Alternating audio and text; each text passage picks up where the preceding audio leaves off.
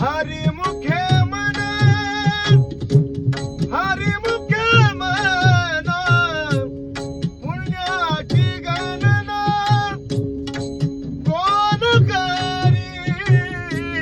हरिमुखे म्हणा, हरिमुखे म्हणा, हरिमुखे म्हणा, हरिमुखे म्हणा, पुण्याची गणना कोण करी.